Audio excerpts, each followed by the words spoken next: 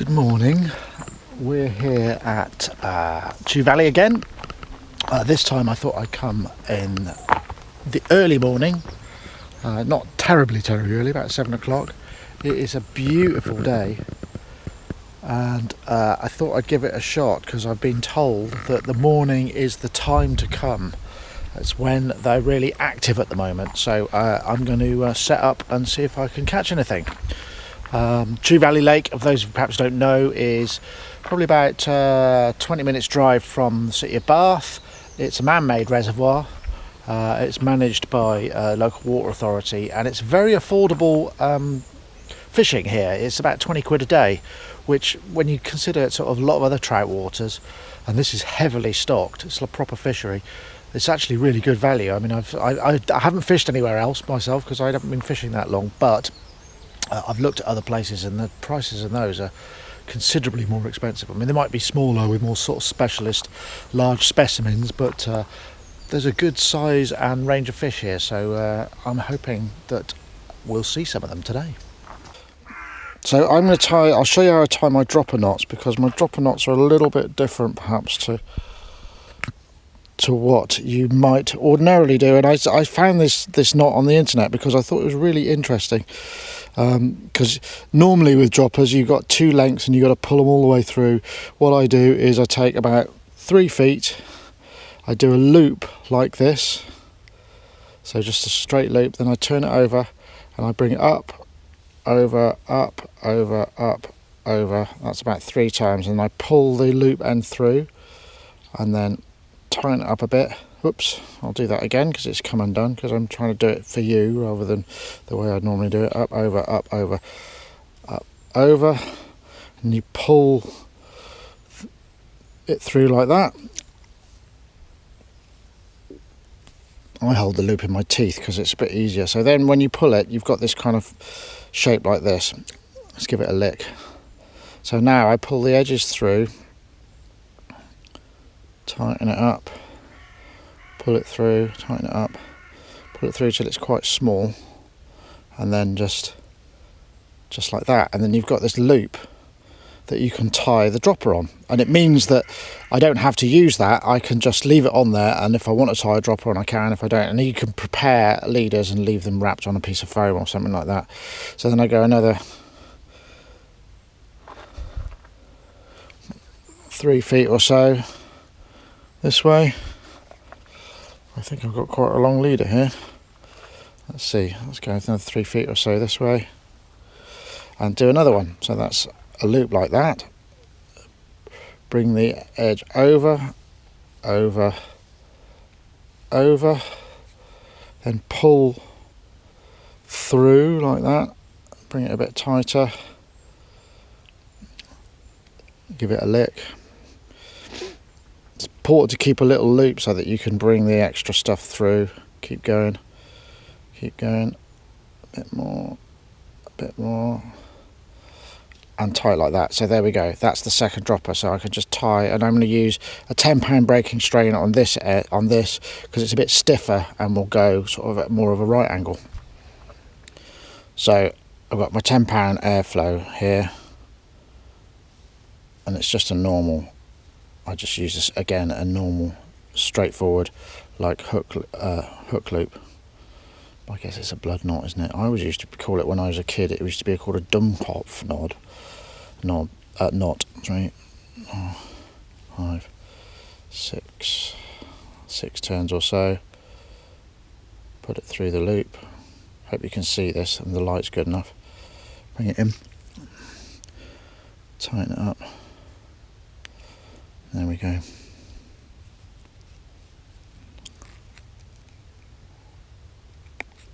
Nip off the tag, and yeah, you do get a little bit more bulk there, but if you look at the way that sits off the main leader, it's actually quite right angular, and hopefully that will be just what we want for that sort of stiffness and prevent tangles.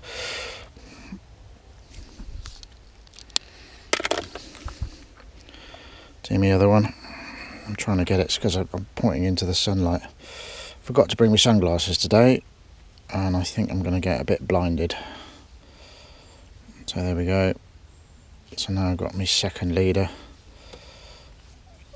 dropper rather, ready to have a hook put on it. So the top fly I'm going to use is this guy, which is a kind of green popper, a little foam thing that'll just keep it up in the water, because I don't suppose they should be on the surface, hopefully, today. Pretty straightforward knot. Oh man, it's a problem about first thing in the morning. Eyesight's not quite as good. Right, okay, so I'll show you how I do the hooks, because it may be slightly different to the way you do and you might want to try it. I just do the same regular sort of knot, which is 6-7 times round, and I go through the loop as you would expect.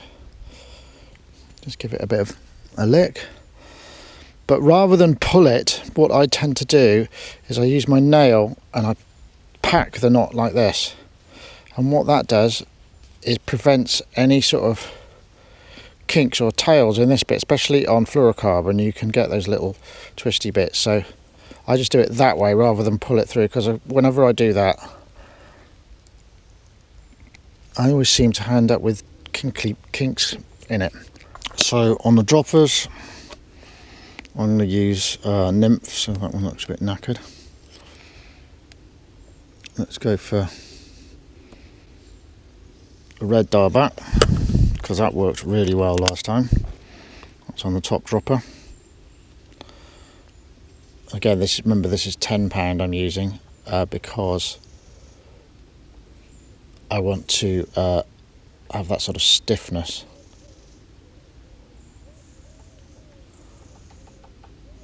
Oh, I think I've actually haven't had that for a while. I've got a bit of varnish in the eye, which I need to poke out.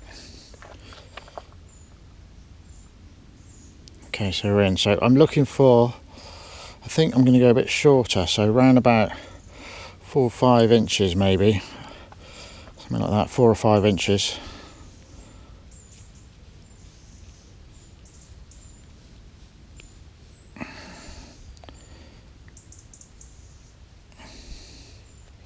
So this is called the washing line technique, particularly with a floating line, which is what I'm using here. I'm using a Witchwood 5-weight, I think it is. Maybe it's a 6-weight.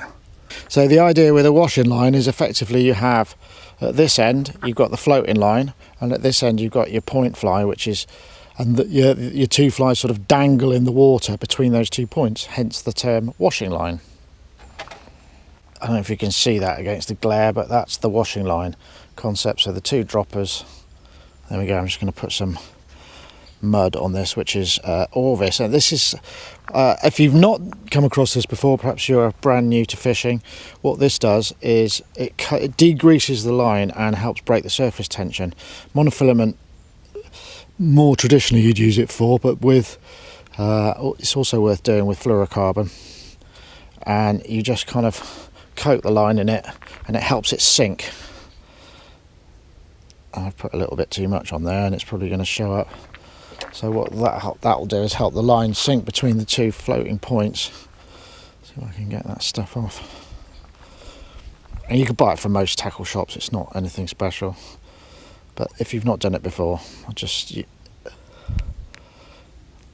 a bit too much on there, but that'll work. And also, to keep it up in the water, I'm going to use a bit of floatant as well, which is something that you use with dry flies, and this is just something that helps keep the fly on the surface. So I'm just going to put a bit of that on the hackles and whatnot, so that'll just help it stay up in the water. And that's my rig. Crikey, that's bright. Really hard to see anything in this dazzling light.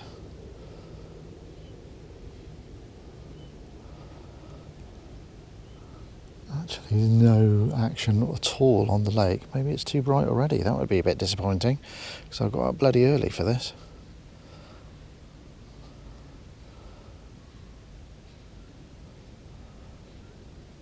So what I'm trying to do is get the line out past the two concrete pipe guides so that that's where the deeper water starts.